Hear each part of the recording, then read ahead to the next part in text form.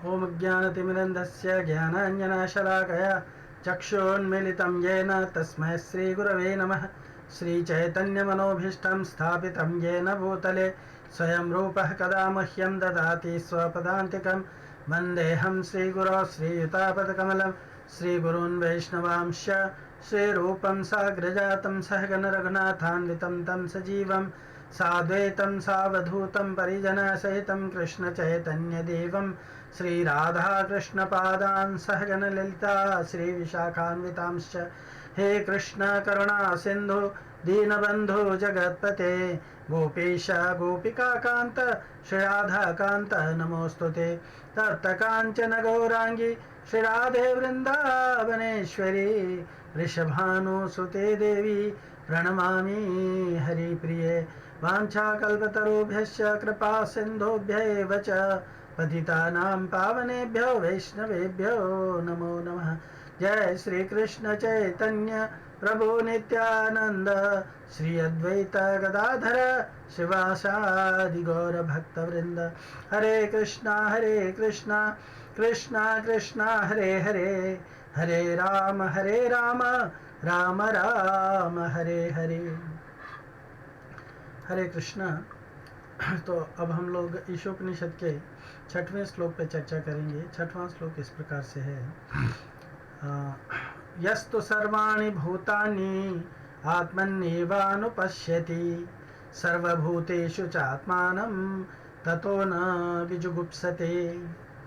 अनुवाद: जो प्रत्येक वस्तु को परमेश्वर के संदर्भ में देखता है, जो समस्त जीवों को उनके अंश के रूप में देखता है तथा जो परमेश्वर को प्रत्येक वस्तु के भीतर देखता है, वह कभी भी किसी वस्तु से या किसी जीव से घृणा नहीं करता।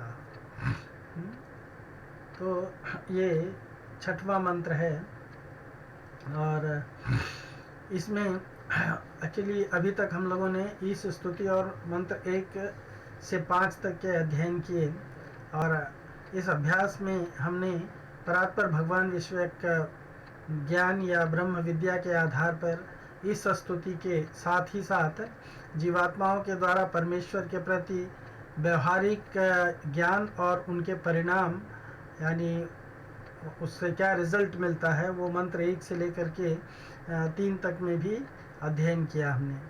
मंत्र 4 और 5 में हमने परमेश्वर के इस जगत में व्याप्त विभिन्न पहलुओं, ब्रह्म, परमात्मा और भगवान के विषय में ज्ञान अर्जित किया। हाँ, और इन सब के द्वारा परमेश्वर के साथ हमारे संबंधों का एक विस्तृत या समग्र चित्र उभर करके दृष्टिगोचर होने लगता है। हम उसको उस दृष्टि से देखने लगते हैं कि हमारा भगवान के साथ कैसा और क्या संबंध है। सो परमेश्वर के साथ हमारे रिश्तों की व्यवहारिक अनुभूति और ज्ञान का और भी विशद चित्रण मंत्र 6 से लेकर के 8 की विशेष वस्तु में सुस्पष्ट किया गया है और इसका अध्ययन करने से ये अच्छी तरह से स्पष्ट हो जाता है, क्योंकि इनमें वर्णित सिद्धांत ईशोपनिषद के मर्मज्ञ शुद्ध भक्तों के दृष्टिकोण से देखे जा सकते हैं। अतः इस भाग में ज्ञान और उसके व्यवहार का आध्यात्मिक दृष्टिकोण प्रस्तुत किया गया है, जिसे हम लोग चर्चा करेंगे। तो हम अन्य श्लोकों की तरह से इन श्लोकों में भी द्रष्टव्य, फोकस और विचार की वस्तु पर चर्चा करते हैं पहले और उसको फिक्स कर लेते हैं, उसके आधार पर हम आगे की चर्चा करेंगे। तो द्रष्टव्य 2 है इसमें। प्रत्येक व्यक्ति और वस्तु में भगवान की विद्यमानता को देखना कि भगवान किस तरह से हर एक विषय वस्तु में उपस्थित है, विद्यमान है। और दूसरा, भगवान से अपने संबंध के परिदृश्य को अन्य जीवों के साथ अपने संबंध को देखना और उसी रूप में उनसे व्यवहार करना। तो जिस रूप में हमारा प्रकृति के साथ में या भगवान के साथ में या अन्य जीवों के साथ संबंध है, उसी दृष्टिकोण से देख करके हमको हमारा जीवन जो है या हमारा व्यवहार जो है उनके साथ होना चाहिए। ये हमारा द्रष्टव्य है। उसके बाद में फिर फोकस के लिए 5 वस्तुएं बताई गई हैं इसमें। प्रत्येक जीव भगवान का अंश है। दूसरा, सभी आत्माओं का आध्यात्मिक स्वभाव एक जैसा ही होता है। और तीसरा, हम सब केवल विभिन्न शारीरिक आवरण से ढके हुए हैं, पर आत्मा के स्तर पर हम सब एक है। और आत्मा का स्वभाव क्या है? जीवेर स्वरूप है कृष्णेर नित्यदास। और इसलिए यद्यपि हमारे शारीरिक आवरण अलग अलग हो सकते हैं, पर हमारा फोकस जो है वो भगवान की सेवा में होना चाहिए। चौथा जो है आध्यात्मिक ऊर्जा जो सबको जीवन देती है। हाँ, आध्यात्मिक ऊर्जा ही एक ऐसी ऊर्जा है जो हर एक व्यक्ति को एक्टिविटी देती है, जीवन देती है। तो सभी जीवों को कैसे एक दूसरे सभी जीवों को कैसे एक दूसरे को भगवद अंश के रूप में देखना है, इस पे हमको फोकस करना है। और विचार की वस्तु जो है वो विचार है इस पॉइंट में, ये है आत्मा ही प्रत्येक भौतिक शरीरों को जीवन प्रदान करती है, तो इसलिए आत्मा ही जो है वो वास्तविक है। दूसरा है आत्मा के शरीर के प्रयाण करने से पर केवल निष्प्राण भौतिक पदार्थ रहता है। तीसरा, हम सब भगवान के अंश हैं। और चौथा जो है वो श्री कृष्ण ही भगवान है। इस विषय पर हमको पूरी तरह से विचार करना है, इसको समझना है। अब तक की चर्चा में हम भगवान की जानकारी प्राप्त किए और ये समझे कि उनकी अहेतु की सेवा के माध्यम से हम उनके साथ अपने टूटे हुए संबंध को पुनः स्थापित कर सकते हैं। दूसरा, ये ज्ञान भगवान के साथ जीव के संबंध को उजागर कर सकती है। और तीसरा, मंत्र 6, 7 और 8 में हम उस शुद्ध भक्त के जो ईशोपनिषद के दृष्टिकोण को जानता है के द्वारा भगवान के अपने विभक्त संबंध को फिर से जोड़ लेने के लिए अपनाए गए तौर तरीके या व्यवहार के बारे में चर्चा करता है। ये 3 मंत्र, तो इसको हमको समझने की आवश्यकता है। मंत्र 6 में चर्चा है कि शुद्ध भक्त इस जगत में सब कुछ भगवान से अभिभक्त देखता है, भगवान से कनेक्टेड ही देखता है हर चीज़।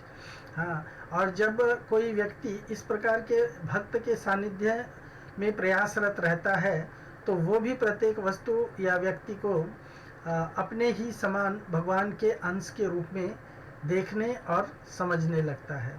तो इस तरह से वह ईर्ष्या विहीन और भोग भावना से मुक्त होकर के अपने नित्य शाश्वत और सैद्धांतिक स्थिति में स्थिर हो जाता है। और ऐसा व्यक्ति अपने साथ साथ प्रत्येक विषय, व्यक्ति या वस्तु को केवल भगवान की सेवा में लगा करके हर प्रकार के मोह या बंधन से मुक्त हो जाता है। तो इसीलिए यह आवश्यक है कि हमें श्रील प्रभुपाद जैसे शुद्ध भक्तों का अनुगमन करना चाहिए, उनकी शिक्षाओं के अनुसार अपने जीवन को ढालने का प्रयत्न करना चाहिए, नियंत्रित करना चाहिए। मंत्र 4, 5 में संबंध तत्व, मंत्र 1, 2, 3 में अभिधेय तत्व पर विवेचन करने के बाद इस मंत्र 6 में प्रयोजन वस्तु का निरूपण किया गया है। इस मंत्र में ये बताया गया है कि महाभागवत भक्त का दृष्टिकोण कैसा होता है। और ऐसे व्यक्ति का उल्लेख है जो चराचर में भगवान की उपस्थिति को देखता और समझता है और वह भगवान की महिमा को जानता है तथा कभी किसी वस्तु या व्यक्ति से घृणा नहीं करता है। तो ये जो है इसके क्या कहते हैं, जिस्ट है, सारांश है, इसको हमको समझना है प्रभुपाद के तात्पर्य के अनुसार।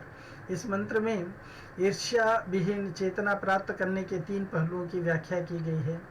पहला है प्रत्येक वस्तु या व्यक्ति को भगवान से संबंधित देखो। दूसरा है प्रत्येक वस्तु या व्यक्ति को भगवान के अंश के रूप में देखो। और तीसरा है हर वस्तु या व्यक्ति में भगवान की उपस्थिति को देखो। हाँ, तो इस चेतना को हमें डेवलप करने के लिए ये 3 कंडीशंस जो है उसको फुलफिल करने चाहिए। तात्पर्य में परमेश्वर की अनुभूति की 3 अवस्थाओं में उनके चरित्र और गुणों के अनुसार वर्णन किया जाता है। तो 3 प्रकार के भक्त होते हैं। हाँ, परमेश्वर की जिनको अनुभूति हुई होती है वो एक कनिष्ठ अधिकारी भक्त होता है, दूसरा मध्यम अधिकारी भक्त होता है और तीसरा उत्तम अधिकारी भक्त होता है। तो पैराग्राफ 1 में कनिष्ठ अधिकारी के गुण और चरित्र और अवस्था का वर्णन किया गया है और उसके निष्कर्ष के अनुसार हम लोगों ने ये जो स्लाइड्स बनाए हैं उस स्लाइड्स में हम देख सकते हैं कि कनिष्ठ अधिकारी के गुण क्या होते हैं। तो अपनी आस्था के अनुसार किसी मंदिर, मस्जिद या गिरजाघर में वो जाता है और ऐसी धारणा रखता है कि भगवान केवल मंदिर, मस्जिद या गिरजाघर में ही होते हैं। और भक्तों के आध्यात्मिक स्तर या उनके अनुभव को वो नहीं समझ पाता है और वस्तु स्थिति को बिना समझे यंत्रवत कार्य करता है। अपनी इच्छा पूर्ति के लिए लड़ने झगड़ने भी लगता है, और हरिनाम की दीक्षा गुरु से मिली होती है और वह भगवान नाम का जप करने का प्रयास करता रहता है। तो कनिष्ठ अधिकारी सदैव भक्ति के निम्न स्तर पर रहता है और केवल मंदिर में अर्चा विग्रह की पूजा करने में रुचि दिखाता है। वो कनिष्ठ भक्त कहलाता है। कनिष्ठ भक्त के श्रीमद् भागवत से, चैतन्य चरितामृत से और श्रीमद् भक्ति रसामृत सिंधु से उनके जो डेफिनेशन है, उनके जो लक्षण है, वो हम लोग थोड़ा समझने का प्रयत्न करेंगे। यद्यपि मैंने आपको एनओडी के क्लास में भी इसके बारे में चर्चा किया था, पर यहाँ भी है वो, तो इसलिए उसको यहाँ पे भी थोड़ी हमें चर्चा करनी ही पड़ेगी। तो अर्चायामेव हरे पूजाम यह श्रद्धेय हते न तद भक्तेषु च अन्येषु स भक्त प्राकृत स्मृतः। श्रीमद् भागवत के 11th कैंटो के दूसरे अध्याय के 47वें श्लोक में बताया गया है कि जो व्यक्ति मंदिर में अर्चा विग्रह की पूजा में अत्यंत श्रद्धापूर्वक तल्लीन रहता है, लेकिन यह नहीं जानता कि भक्तों या सामान्य लोगों से किस तरह व्यवहार किया जाए, वह प्राकृत भक्त या कनिष्ठ भक्त कहलाता है। ऐसा यानी ऐसा भागवत कहता है कि ऐसा भक्त भगवान का, जो भगवान के मंदिर में उपस्थिति को ज़्यादा प्राधान्यता देता है और भगवान को घट घट में या उनके भक्तों में तदीया नाम समर्चनम, ये जो कंडीशंस है, इसको वो ठीक से नहीं समझता है। और चैतन्य चरितामृत में बताया गया है, या हर कोमल श्रद्धा से कनिष्ठ जन क्रमे क्रमे ते हो भक्त हई बे उत्तम। यानी जिसकी श्रद्धा कोमल तथा अदृढ़ है। कोमल यानी वो कभी भी टूट सकती है, हाँ, छोटे से इम्पैक्ट से टूट सकती है। अगर किसी ने उसको कोई अच्छी फिलॉसफी बता दिया तो वो भूल सकता है। वह नौसिखिया कहलाता है, लेकिन इस विधि से क्रमशः पालन करते हुए वो प्रथम श्रेणी के भक्त के पद तक ऊपर उठ जाएगा, उत्तम भक्त भी बन जाएगा, जिसकी श्रद्धा दृढ़ होती है। जिसकी श्रद्धा दृढ़ होती है और वो जो जानता है कि कृष्ण भक्ति के लिए सर्व कर्म कृत है। तो ये अगर इसी तरह से भक्ति के विधि विधानों का पालन करता रहेगा तो उसकी कोमल श्रद्धा जो है वो सुदृढ़ श्रद्धा में बदल सकती है। तो ये कनिष्ठ भक्त का चैतन्य चरितामृत में बताया गया है और भक्ति रसामृत सिंधु में कहा गया है, यो भवेत कोमल श्रद्धा स कनिष्ठो निगध्यते।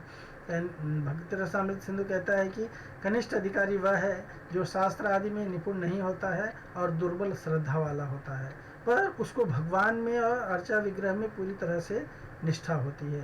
तो ये कोमल श्रद्धा यानी एक कनिष्ठ भक्त के गुणाख्यान है, गुण लक्षण है।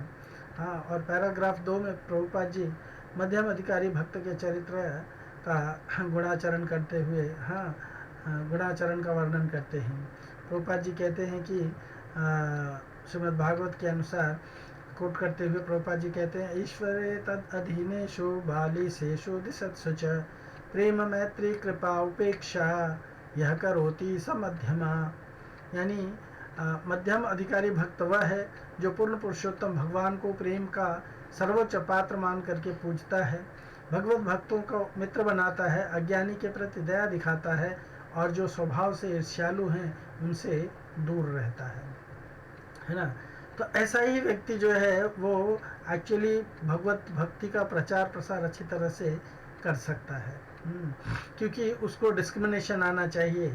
भगवान के भक्तों को मित्र बनाता है, भगवान को प्रेम का अपने सर्वोच्च पात्र मान करके भगवान की पूजा करता है, उपासना करता है, भगवत भक्तों को मित्र बनाता है, और जिन लोगों को ज्ञान नहीं है भगवान के प्रति, उनके प्रति वो प्रचार करता है, उनको वो ज्ञान देने का प्रयास करता है, और जो उससे और भगवान से ईर्ष्या करते हैं, जो ईर्ष्यालु लोग हैं, वो उनसे दूर रहता है। इवन भगवान ने भी कहा है कि जो व्यक्ति अगर योग्य नहीं है तो उसको मेरे बारे में ना बताया जाए, इसलिए वो उनसे दूर रहता है, पर वो उनका कोई अहित नहीं करता है। चैतन्य चरितामृत मध्यम अधिकारी भक्त के बारे में कहते हैं, शास्त्र युक्ति नाही जाने दृढ़ श्रद्धावान मध्यम अधिकारी से ही महाभाग्यवान। जो व्यक्ति शास्त्र नहीं जानता, यानी शास्त्र की युक्तियों का उसको ठीक से ज्ञान नहीं होता है, शास्त्र को प्रेजेंट करने में वो निपुण नहीं होता है, और किंतु दृढ़ श्रद्धावान, लेकिन उसकी श्रद्धा दृढ़ होती है, वह महाभाग्यवान पुरुष भक्ति का मध्यम अधिकारी कहलाता है। हम अगर किसी के प्रश्नों का ठीक से उत्तर नहीं दे सकते तो इसका मतलब ये नहीं कि हमें विचलित हो जाना चाहिए। अगर कोई बहुत ज़्यादा आर्ग्यूमेंट करता है और हम उस आर्ग्यूमेंट को काट नहीं सकते हैं तो भी हमें घबराने की आवश्यकता नहीं है। हमें अपनी श्रद्धा को मजबूत रखना चाहिए कि शायद मैं नहीं जानता हूँ, लेकिन अगर कोई व्यक्ति इसको जानते होंगे तो हम उनसे इस ज्ञान को प्राप्त करेंगे, पर मैं जो जानता हूँ उतना करेक्ट है। इस तरह की यद्यपि उसको शास्त्र युक्ति नहीं रहती है पर वो दृढ़ श्रद्धा वाला रहता है, ऐसा व्यक्ति मध्यम अधिकारी कहलाता है। और भक्ति रसामृत सिंधु में कहते हैं, यह शास्त्र आदि स्व अनिपुण श्रद्धावान सतु मध्यमा। जो शास्त्र ज्ञान में और शास्त्र सम्मत युक्ति प्रदर्शन में विशेष निपुण नहीं है परंतु वह दृढ़ श्रद्धावान है, वह व्यक्ति श्रद्धा का मध्यम अधिकारी कहलाता है। इसको मैंने आप लोगों को भक्ति रसामृत सिंधु में डिटेल में पढ़ाया था, तो आप उससे थोड़ा रिफर कर लीजिएगा। मध्यम अधिकारी भक्त के लक्षण क्या है? शास्त्र और शास्त्र युक्ति में निपुण नहीं होता है, तर्क प्रस्तुत करने में कच्चा होता है। ये तीनों शास्त्रों को कोट करके, भागवत, चैतन्य चरितामृत और भक्ति रसामृत सिंधु कोट करके जो लक्षण संकलन होता है उसके अनुसार शास्त्र में मध्यम अधिकारी भक्त शास्त्र और शास्त्र युक्ति में निपुण नहीं होता है, यद्यपि तर्क प्रस्तुत करने में वो कच्चा होता है, दृढ़ श्रद्धावान होता है, यानी गुरु, साधु, शास्त्र और कृष्ण में अटूट श्रद्धा या अटूट विश्वास रखता है, पूर्ण पुरुषोत्तम भगवान को प्रेम का सर्वोच्च पात्र मान करके पूजता है और गुरु आज्ञा से भगवान की दिव्य प्रेमा भक्ति में पूरी तरह से व्यस्त रहता है और भगवत भक्तों को मित्र बनाता है, अज्ञानी के प्रति दया दिखाता है और ईर्ष्यालु से दूर रहता है, गुरु से दीक्षा प्राप्त किए रहता है, भक्ति मार्ग के मध्य में स्थित रहता है। और इसका उदाहरण के रूप में आप बंगाली के जयपुर के बंगाली पुजारियों को जो राधा गोविंद जी के मंदिर में हैं, उन बंगाली पुजारियों को एक बार रामानंदियों ने उनके सामने कुछ तर्क प्रस्तुत किया था जिसका वो ठीक से उत्तर नहीं दे रहे थे और रामानंदियों ने राजा से मिल करके राधा रानी को गोविंद देव जी से अलग कर दिया था। तो यद्यपि उनकी श्रद्धा दृढ़ थी कि राधा और कृष्ण की एक साथ पूजा हो सकती है, पर रामानंदी कहते थे कि राधा कृष्ण की एक साथ पूजा नहीं हो सकती है क्योंकि वो कांत भाव में नहीं है या राधा रानी का श्री कृष्ण से विवाह नहीं हुआ है, इस तरह का कुछ ये दे रहे थे। तो उन लोगों ने बलदेव विद्याभूषण जी को बुलाते हैं, बलदेव विद्याभूषण जी गोविंद भाष्य लिख करके और उनके प्रश्नों का किस तरह से उत्तर देते हैं। तो इस तरह से मतलब उनको दृढ़ श्रद्धा तो रहती है पर वो तर्क प्रस्तुत करने में कच्चे रहते, वो तर्क प्रस्तुत नहीं कर सकते हैं। और पैराग्राफ 3 में उत्तम अधिकारी भक्त के चरित्र का गुणाचरण का वर्णन किया गया है। इसमें बताया गया है कि उत्तम अधिकारी जो है श्रीमद् भागवत के अनुसार, गृहीत्वापि इंद्रियैरर्थम यो न द्वेष्टि न हृष्यति विष्णोर्मयमिदं पश्यन् स वै भागवतोत्तमः।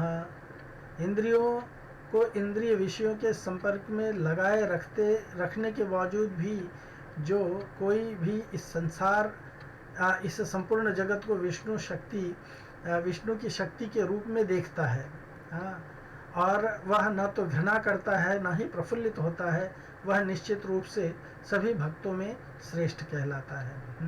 श्रीमद् भागवत में कहा भी गया है, भगवद गीता में कहा भी गया है कि जो इंद्रियों के यही संस्पर्शजा भोगा दुख योनः एवते आद्यंतवंत कौन्तेय न ते सूरमते बुधा।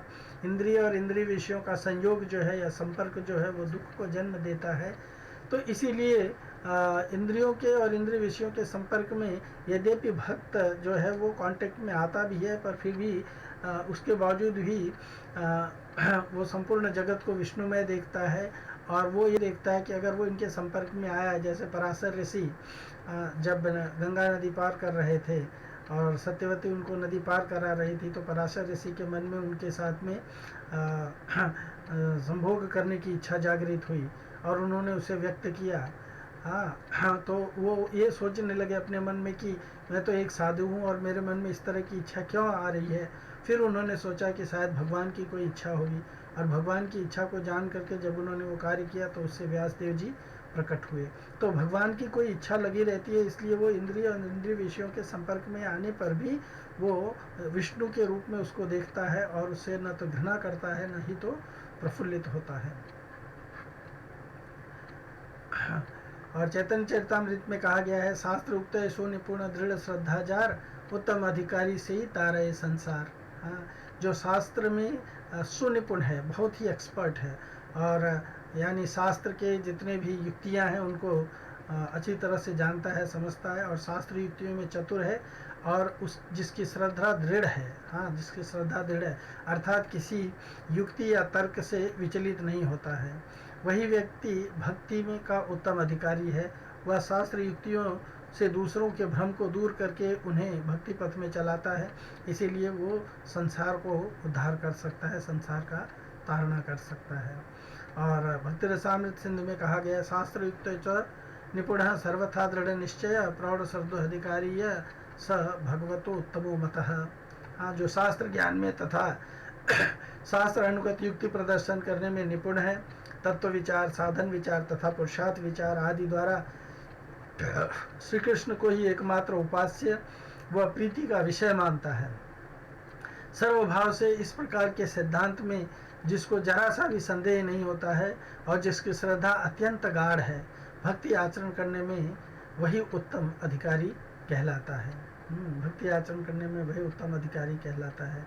तो उत्तम अधिकारी के गुणों का इस तरह से बताया गया कि शास्त्र युक्ति में निपुण है, शास्त्र में निहित विषयों के तात्पर्य को अनुकूल और प्रतिकूल युक्तियों के द्वारा अच्छी तरह से प्रतिपादित कर सकता है, दृढ़ निश्चय होता है, यानी तत्व उपास्य साधन और पुरुषार्थ के जिसने विचार पूर्वक निश्चय कर लिया है कि भगवत प्राप्ति का भगवत तत्व क्या है, भगवत की उपासना किस प्रकार से की जानी चाहिए, क्या साधन है, हाँ, कौन से पुरुषार्थ को करना चाहिए।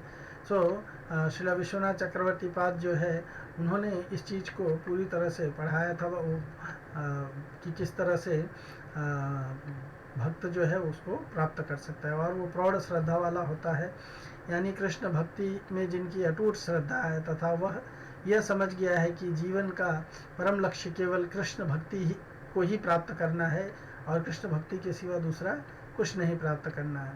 संसार के समस्त सुखों को भक्ति सुख की तुलना में जिसने तुच्छ अनुभव कर लिया है, वही उत्तम अधिकारी भक्त कहलाता है।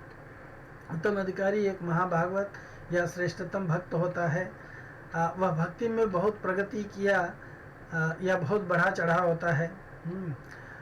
वह अन्यों की निंदा करने में रुचि नहीं लेता है, दूसरों की बुराई नहीं करता है, उसका हृदय पूरी तरह से स्वच्छ रहता है, और जो अनन्य कृष्ण भावनामृत अवस्था की अनुभूति हो चुकी होती है, जिसको पूरी तरह से वो कृष्ण भावना भावित होता है, सर्वत्र कृष्ण का दर्शन करता है, ऐसे महाभागवत भक्त की सेवा व संगति अत्यंत वांछनीय होती है।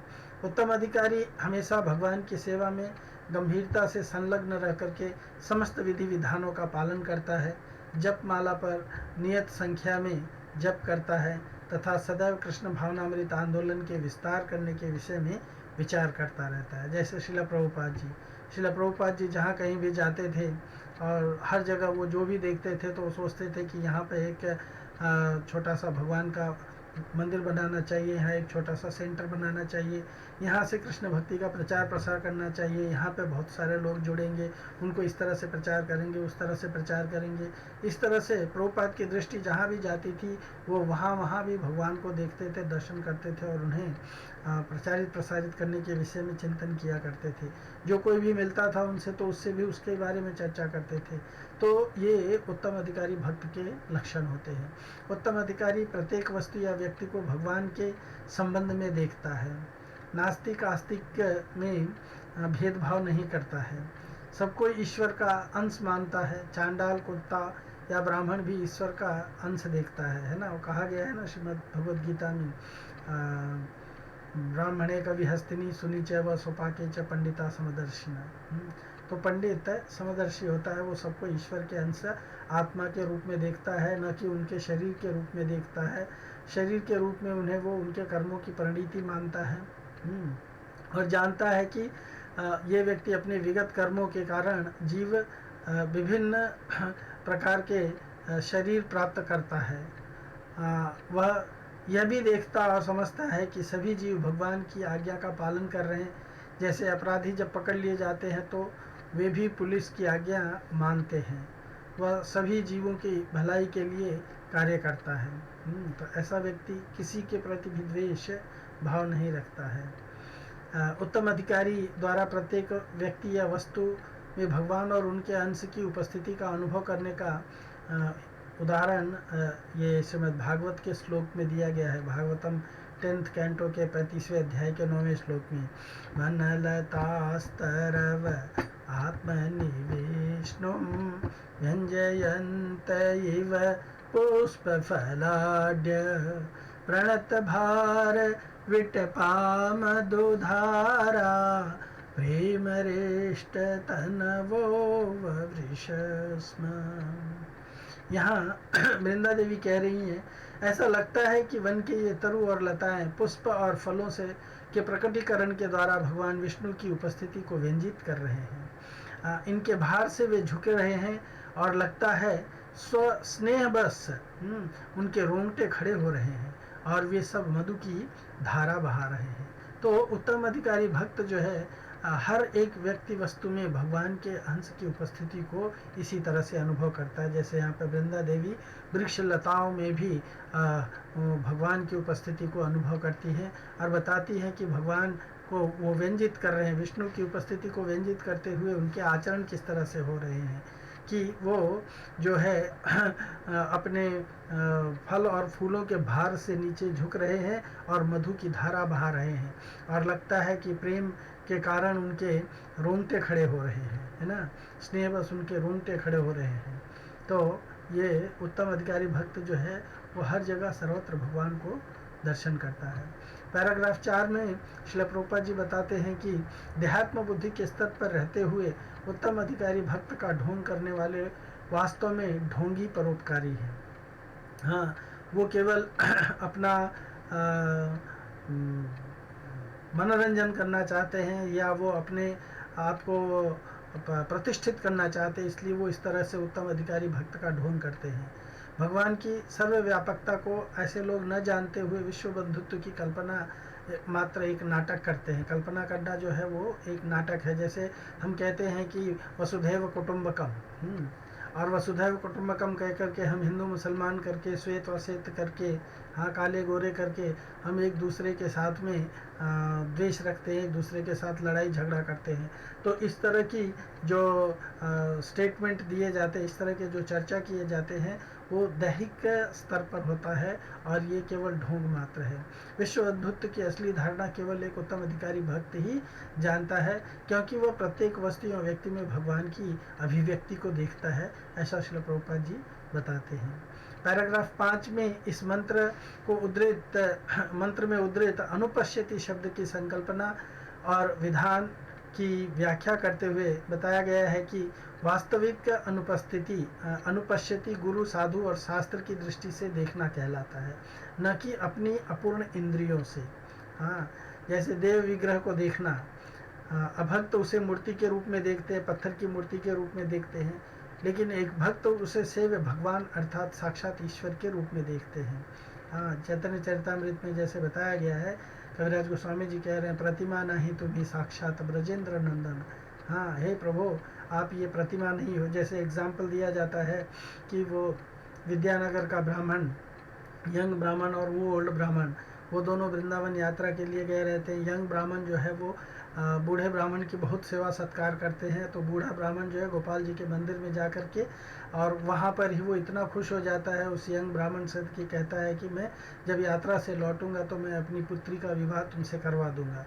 और जब वो घर आकर के अपने परिवार को प्रपोज करता है कि मैं अपनी पुत्री का विवाह उस यंग ब्राह्मण से करवाना चाहता हूँ, तो घर के सारे लोग अपोज करने लगते हैं, उसके बेटे, उसकी पत्नी, सब लोग अपोज करने लगते हैं कि ऐसा नहीं किया जा सकता, वो दरिद्र ब्राह्मण को हम नहीं देंगे। तो बेचारा ब्राह्मण जो है वो उनके अपोजिशन को झेल नहीं पाता है और वो सकम हो जाता है। और छोटा जो यंग ब्राह्मण रहता है वो जाता है जब विवाह करने के लिए, तो उसको वो लोग मारने के लिए दौड़ा लेते हैं और उसको भगा देते हैं। तो बाद में जब झगड़ा होने लगता है तो वो लोग कहते हैं कि मेरे पिताजी को तुमने बहला फुसला करके उनको फंसा लिया है, मेरे पिताजी ने किसके सामने कहा था, इसका प्रमाण प्रस्तुत करो तो हम सोचेंगे कि हमारे पिताजी ने तुमसे विवाह करने की बात कही होगी। तो फिर वो कहा था कि उसने वृंदावन में हम जब थे तो उन्होंने गोपाल जी के मंदिर में ये कहा था। तो बोले जब गोपाल जी के मंदिर में कहा था तो गोपाल जी तो साक्षी है ना। तो बोला हाँ साक्षी हैं। बोले उनको लेकर के आओ, क्योंकि वो जानते थे कि गोपाल जी तो विग्रह हैं, वो चल नहीं सकते हैं।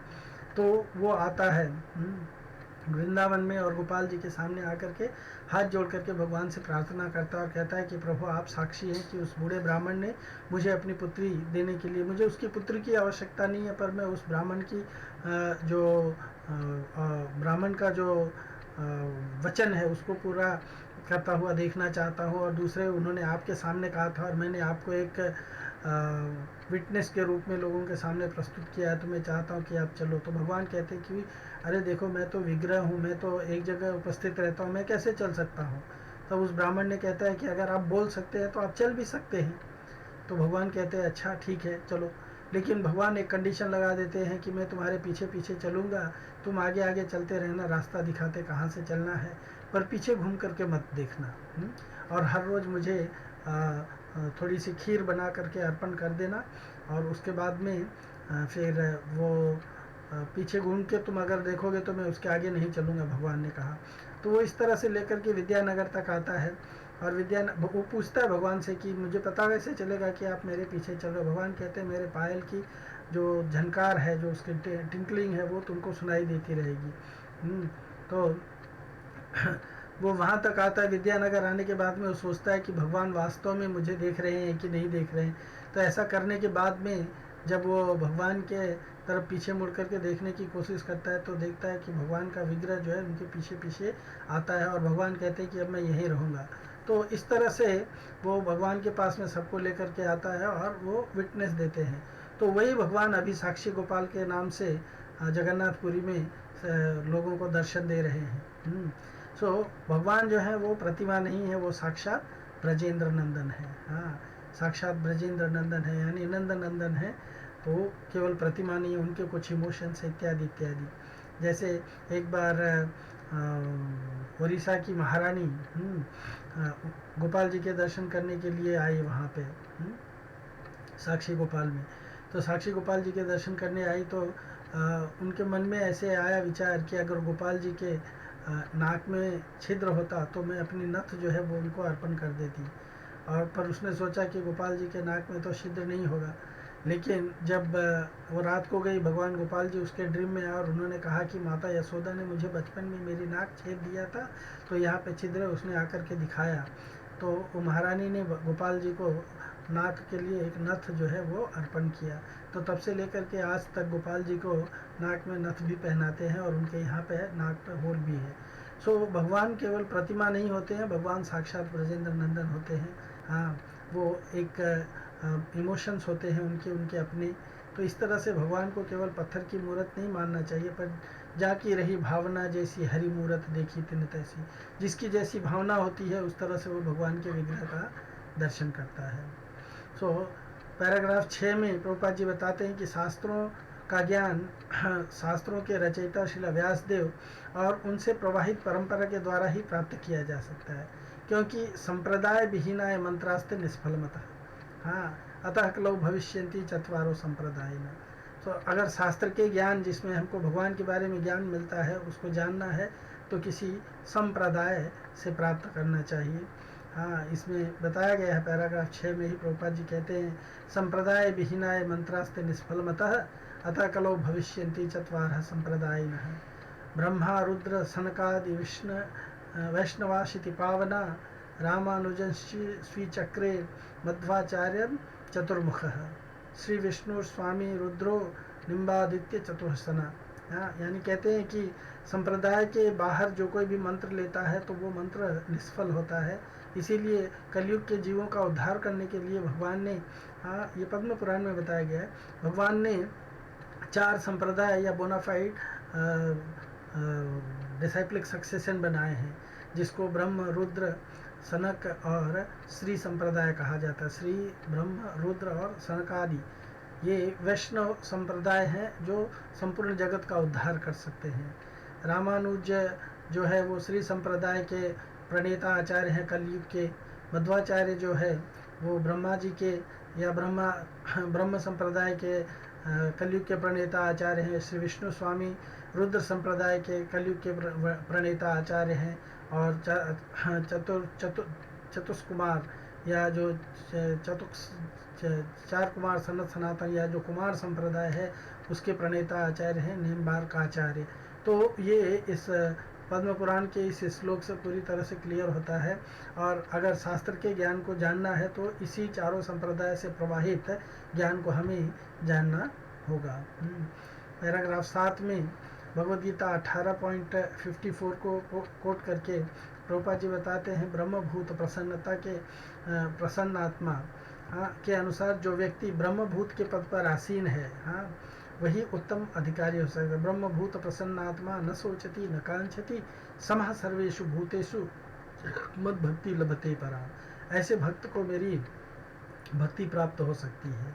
पर जो ब्रह्मभूत के स्तर पर नहीं है वो वही उत्तम अधिकारी हो सकता है। हाँ, ब्रह्मभूत के स्तर पर जो है वही उत्तम अधिकारी हो सकता है, कोई राजनेता या समाज सेवी नहीं हो सकता है। राजनेता या समाज सेवी नहीं हो सकता है। तो ये इस श्लोक का मर्म है, ये इस श्लोक का संदेश है। हम लोग यहाँ पे इस चर्चा को समाप्त करते हैं। हरे कृष्णा। आपका बहुत बहुत धन्यवाद। Thank you so much.